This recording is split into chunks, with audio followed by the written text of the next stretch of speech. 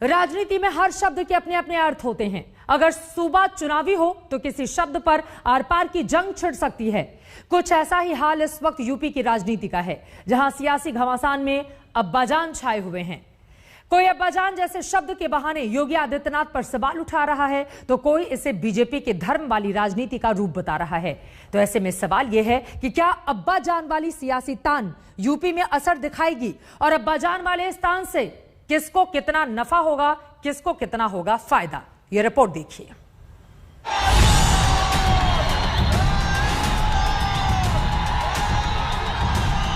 अब्बाजान कहने वाले आसन हजम कर जाते थे।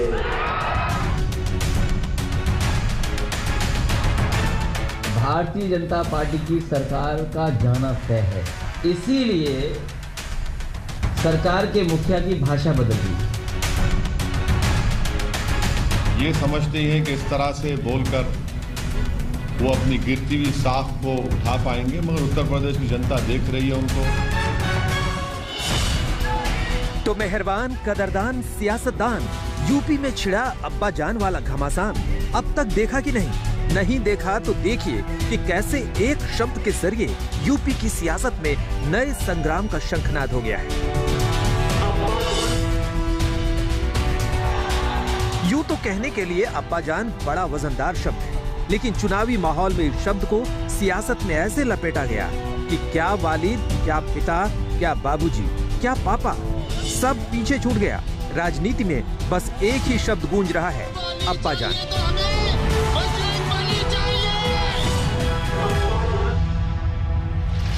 सीएम योगी आदित्यनाथ की बोली से अब्बाजान वाला तंज निकला तो ये ध्रुवीकरण वाली सियासत की धुरी बन गया।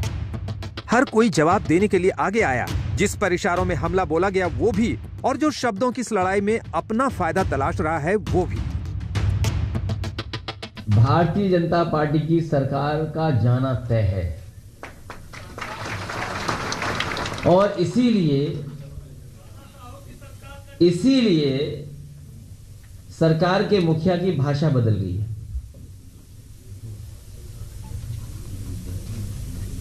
इनकी भाषा इसीलिए बदल गई है क्योंकि उत्तर प्रदेश की जनता बदलाव चाहती है। ये समझते हैं कि इस तरह से बोलकर वो अपनी गिरती हुई साख को उठा पाएंगे, मगर उत्तर प्रदेश की जनता देख रही है उनको। कैसे वो देख नहीं पाए कोविड के सेकेंड वेव में, जब गंगा के ऊपर लाशें तीर रही थी, ऑक्सीजन के लिए लोग तड़प तड़प कर मर गए, दवाएं, इंजेक्शन नहीं मिल रहा था, रेमडेसिविर नहीं मिल रहा था, टोसिलमेज़ोब नहीं मिल रहा था, दफनाने के लिए, जलाने के लिए लकड़ी नहीं, तो नदी के किनारे लाशों को जलाए तो कुत्ते लोच कर खा रहे। वो भी दुनिया की आंखों ने देखा। तो इस पर इनकी कोई तवज्जो नहीं है। जिस तरह 17 में कब्रिस्तान शमशान की बात शुरू हुई थी, अब इस तरह से दोबारा कर रहे हैं। योगी का अंदाज भले ही इशारों वाला रहा हो, लेकिन हमला सीधा सीधा अखिलेश यादव पर ही था। हालांकि अखिलेश बस भाषा की दुहाई देकर योगी आदित्यनाथ की बोली पर सवाल उठाते दिखे।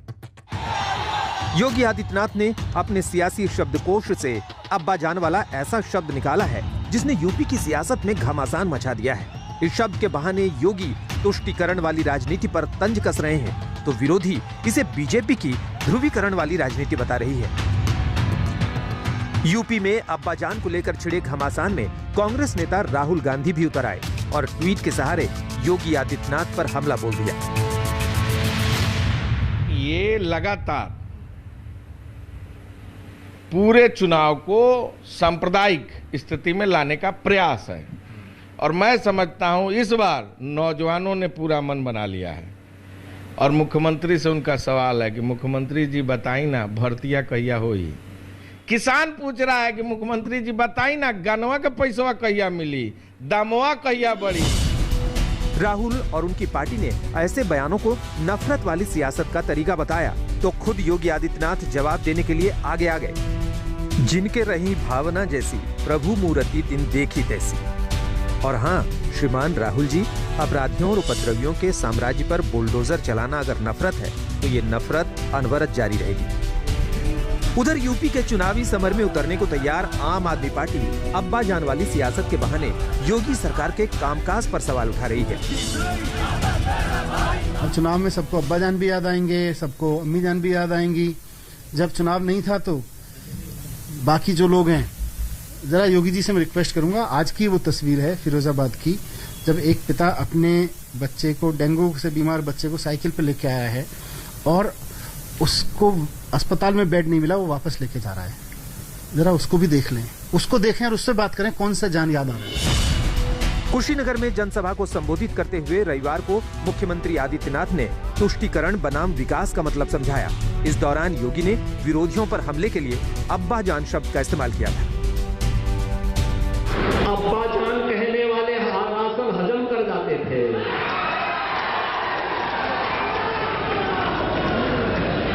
तब कुशीनगर का राशन नेपाल पहुंच जाता था, बांग्लादेश पहुंच जाता था। और आज कोई गरीबों का राशन निकलेगा तो राशन तो नहीं निकल पाएगा, लेकिन जेल जरूर चला जाएगा।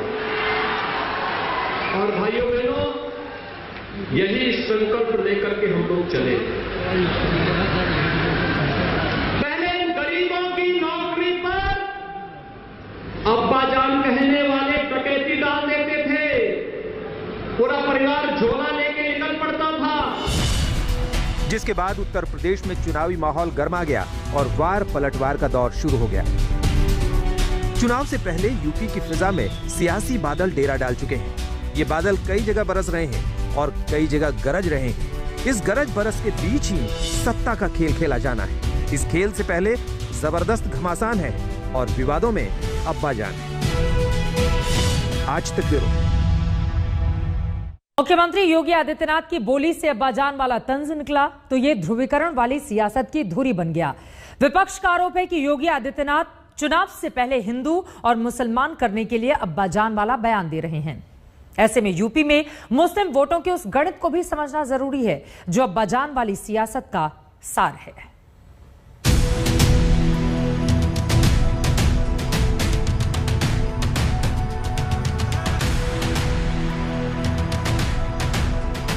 अब्बा जान कहने वाले राशन हजम कर जाते थे।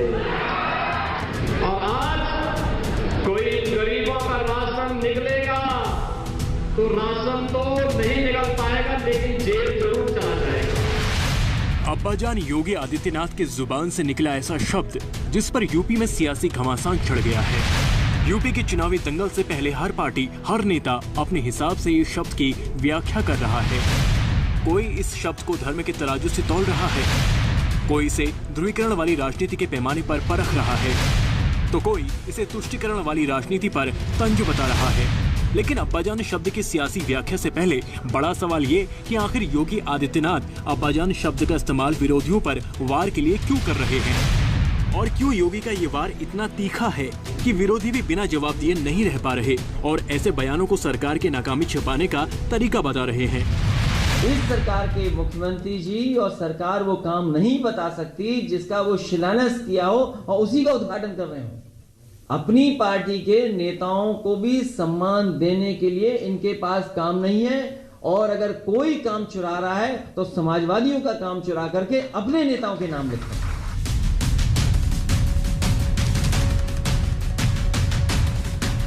दरअसल अब्बाजान वाली पॉलिटिक्स के पीछे पूरा गणित यूपी के मुस्लिम वोटों का है। समाजवादी पार्टी समेत सभी विपक्षी पार्टियां मुस्लिम वोटों को अपने पाले में लाने की कोशिश में लगी हुई हैं। क्योंकि 2011 की जनगणना के मुताबिक यूपी की आबादी में 19.26% मुस्लिम है। यूपी में मुस्लिम आबादी 4 करोड़ के करीब है। इतनी बड़ी आबादी का साफ मतलब है बड़ा वोट बैंक, जो कई सीटों पर किसी पार्टी की जीत की हार तय करने का अहम फैक्टर बन सकता है। यूपी की 145 विधानसभा सीटों पर मुस्लिम वोटरों का अच्छा खासा असर है। प्रदेश की 70 सीटें ऐसी हैं जहां मुस्लिम 20 से 60% तक हैं। मुस्लिम प्रभाव वाली ज्यादातर सीटें पश्चिमी यूपी में हैं।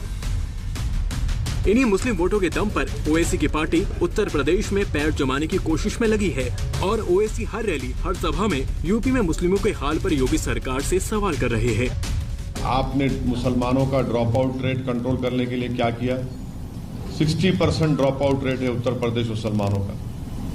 2% ग्रेजुएट होते हैं, 3% 12th पास करते हैं। कितने घर दिए मुसलमानों को आपने? 10 दिए। पूरे उत्तर प्रदेश को आए कितने? 1600 करोड़ आए उत्तर प्रदेश को माइनॉरिटीज के लिए, जिसमें से आपने सिर्फ 16 करोड़ खर्चा किए। झूठ पे झूठ इनकी। मुस्लिम वोट बैंक वाली इसी राजनीति को लेकर योगी आदित्यनाथ इशारों में विरोधियों पर तंज कस रहे हैं और अपने हमलों के लिए अब्बाजान जैसे शब्द का इस्तेमाल कर रहे हैं। उधर ओवैसी की एंट्री के बाद यूपी में मुस्लिम वोटों की लड़ाई और ज्यादा बढ़ गई है। बीते विधानसभा चुनाव में यूपी में 24 मुस्लिम विधायक बने, जिसमें सबसे ज्यादा 17 मुस्लिम विधायक समाजवादी पार्टी के रहे। लेकिन यूपी में प्रचार के साथ साथ बार बार ओवैसी मुसलमानों की नुमाइंदगी का मुद्दा उठा रहे हैं और इस बहाने अखिलेश यादव और उनकी पार्टी को भी निशाने पर ले रहे हैं। ये समाजवादी पार्टी हो, बीएसपी हो या फिर कांग्रेस हो या बीजेपी हो, इनको एक ही बात की तकलीफ है कि पूरे भारत में मुसलमानों की कोई पॉलिटिकल लीडरशिप ना बने। मैं यहाँ पर अपनी शोहरत के लिए नहीं आया हूं, अल्लाह जानता है। मैं आपको नेता बनाने के लिए आया हूं। अब्बाजान वाली राजनीति ने पूरे यूपी में सियासी हलचल बढ़ा दी है। हालांकि मुस्लिम धर्मगुरु सियासत में ऐसी भाषा के इस्तेमाल पर ऐतराज जता रहे हैं।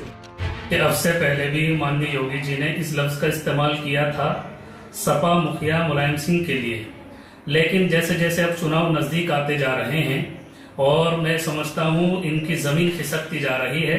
जिन वादों को, जिन मुद्दों को लेकर ये आए थे उनको इन्होंने किसी भी काम को पूरा नहीं किया, तो अब ये इस तरीके के अल्फाज या इस तरीके की बातें करके ये चुनावी माहौल तैयार करना चाहते हैं अपने लिए। पूरे प्रदेश के मुख्यमंत्री हैं, उनके मुंह से ऐसे अल्फाज इस्तेमाल करना गैर दानिशमंदी है और मुख्यमंत्री जी को तो ये बताना चाहिए कि हमने 4 साल के अंदर उत्तर प्रदेश के अंदर कितने काम कराए। जनता को बताना चाहिए, इस तरह की बयानबाजी से परहेज करना चाहिए। अब्बाजान को लेकर उत्तर प्रदेश में सियासी महाभारत छिड़ गई है। इस विवाद के बीच हर कोई अपने हित के हिसाब के जवाब दे रहा है, क्योंकि सबको फिक्र है मुस्लिम वोटों की, जो चुनावी गणित में जीत के लिए अहम है। आज तक ब्यूरो।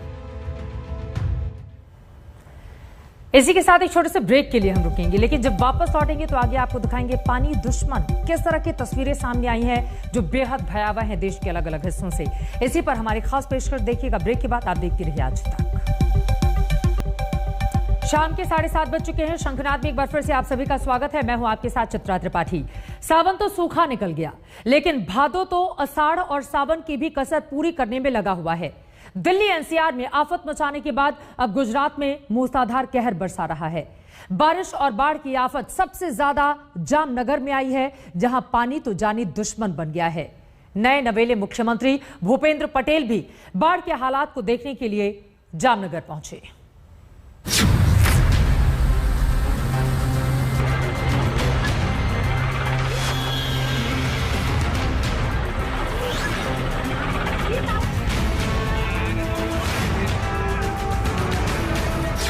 ऐसा सैलाब जामनगर वालों ने कभी देखा नहीं।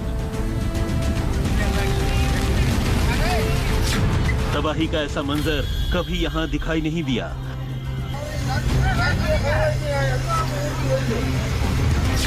जान का दुश्मन बन गया सैलाब का पानी। इंसानों के घर डूबे, मस्जिद भी डूबी। ये सैलाब नहीं, जल प्रलय है। जी हां, जल प्रलय। गुजरात के जामनगर में आसमानी आफत ने जमीन पर रहने वालों की जिंदगी जहन्नम बना डाली। सड़कें डूबी, गलियां डूबी, मोहल्ले डूबे, घर बार डूबा। घरों का पहला मंजिल तो पानी से लबालब हो गया। सैलाब में फंसी हजारों जिंदगियों की आंखों के आगे तो जैसे मौत तांडव कर रही हो, लेकिन देवदूत की तरह एनडीआरएफ और वायुसेना की टीमों ने इन लोगों को बचाया और सुरक्षित ठिकानों तक पहुंचाया। गुजरात में सैलाब के कहर से लोगों को बचाने के लिए एनडीआरएफ ने 12 टीमें उतार दी हैं। वर्तमान समय में गुजरात में आईएमडी के प्रेडिक्शंस को देखते हुए 18 टीमें डिप्लॉयड की गई है। साथ ही 2 टीमें, एक टीम गांधीनगर व एक टीम बड़ोदरा में रिजर्व के रूप में रखा गया है। जान बचाने के लिए मकान की छतों पर पहुंचे लोगों को हेलीकॉप्टर की मदद से ऊपर खींचा गया।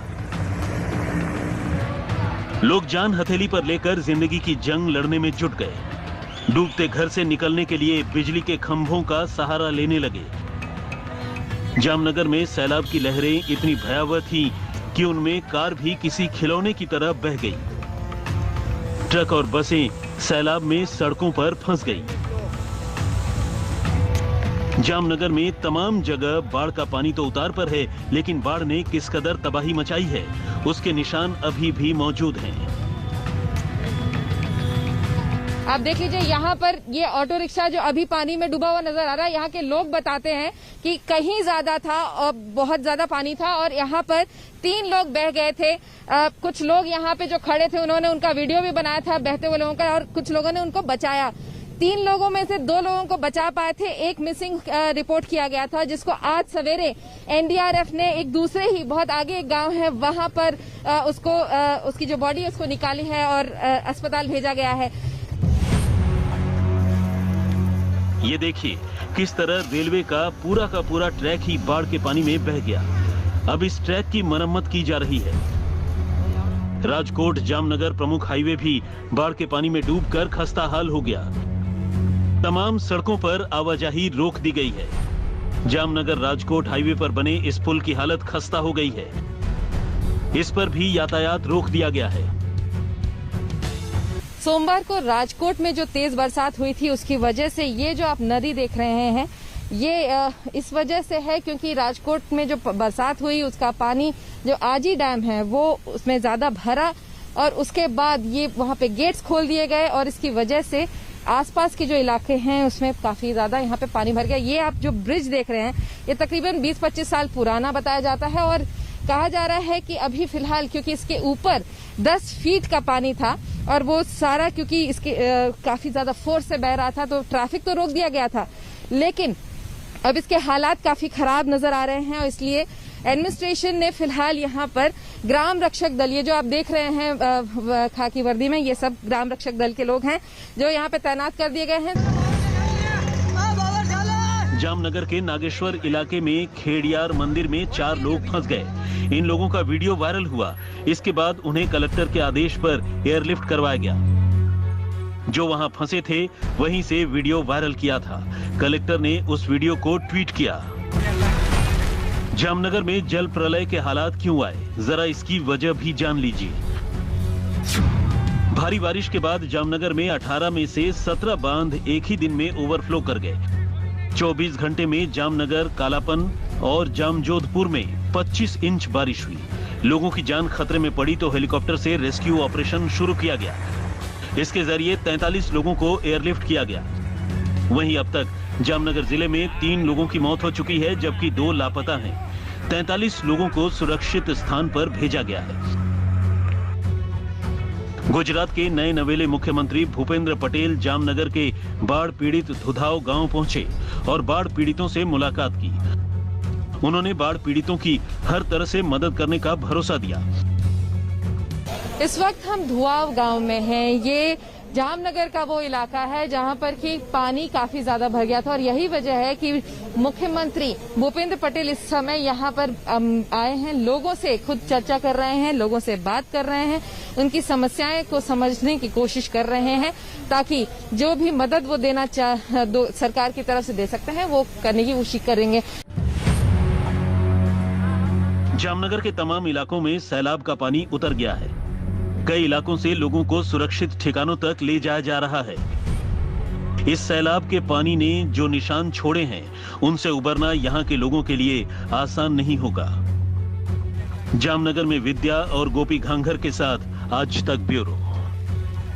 गुजरात के जूनागढ़ और राजकोट में लगातार मूसलाधार बारिश हो रही है। इसकी वजह से नदियां उफान पर हैं।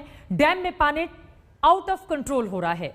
जूनागढ़ के 18 में से 17 डैम ओवरफ्लो कर रहे हैं। सड़कें डूबी हैं, हाईवे डूबे हुए हैं, किसानों की फसलें भी डूब गई हैं। कुछ यही हाल राजकोट का भी है, जहां सड़कों पर इतना पानी भर गया है जिसमें कारें भी कागज की नावों की तरह बहती हुई दिखाई दे रही हैं।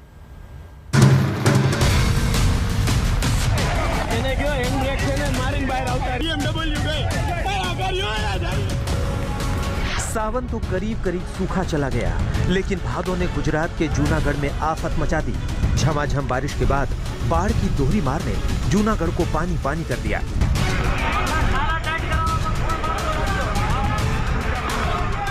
जूनागढ़ में पिछले 24 घंटों में 18 इंच बारिश हुई है, जिसके चलते सड़कें लबालब हो गई, हाईवे का हाल बेहाल हो गया। इतना पानी भर गया कि किनारे के डिवाइडर तोड़कर पानी निकालने की नौबत आ गई।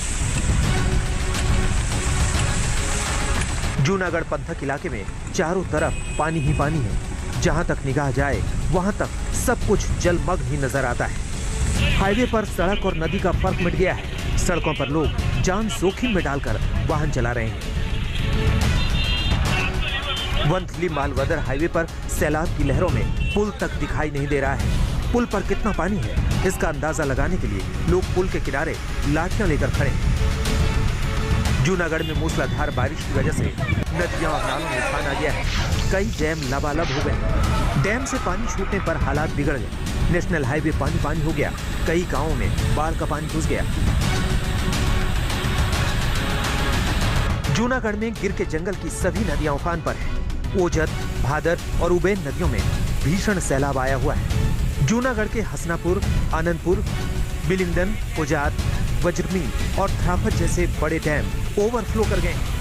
डैम से छूटे पानी की वजह से कई जगह हाईवे पर पानी भर गया है। हाईवे पर पानी भर जाने की वजह से जूनागढ़, पोरबंदर और गिर सोमनाथ से जुड़ने वाले सभी नेशनल हाईवे और स्टेट हाईवे बंद कर दिए गए हैं। भारी बारिश के चलते गिरनार रोपवे भी बंद कर दिया गया है। घेड इलाके के कई गांवों का संपर्क टूट गया है।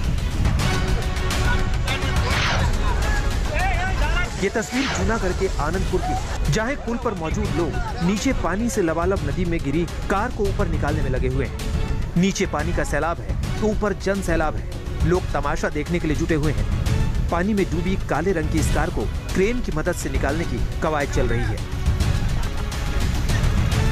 कार के परखच्चे उड़े हुए हैं, लेकिन इतनी वजनी कार का बाहर आना आसान भी नहीं है। क्रेन से इस कार को ऊपर खींचने में लोग लगे हुए हैं। कड़ी मशक्कत के बाद आखिरकार इस कार को लोग सैलाब से निकालने में कामयाब हो गए।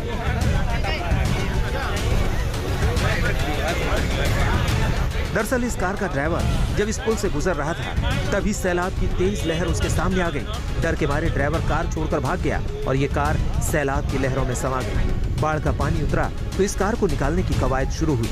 आखिरकार क्रेन से इस कार को निकाला गया।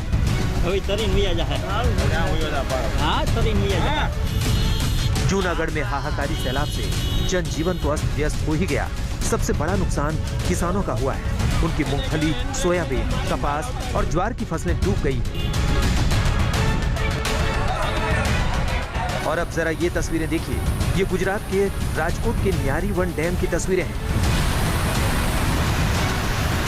भारी बारिश और सैलाब के चलते ये बांध ओवरफ्लो कर गया है। सैलाब की लहरें कितनी भयावह हैं, आप तस्वीरों में देख सकते हैं।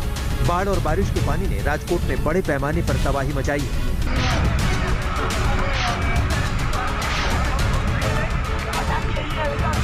तस्वीरों में आप देख सकते हैं कि कैसे सड़कें पानी में डूबी हैं। सड़कों पर इतना पानी भरा है कि इसमें कार कागज की नाव की तरह बह रही हैं।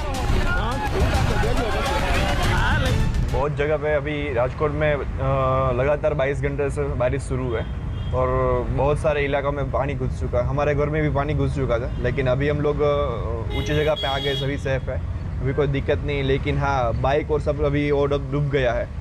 राजकोट में पिछले 24 घंटों में 13 इंच मूसलाधार बारिश हुई है, जिसके चलते राजकोट के तमाम इलाकों में बुरा हाल हो गया है। रिहायशी इलाकों में पानी भर गया। कड़ी मशक्कत के बाद बाढ़ में फंसे लोगों को बाहर निकाला गया। मौसम विभाग ने बुधवार को भी भारी बारिश की आशंका जताई है। उधर अमरेली में अलर्ट जारी कर दिया गया है।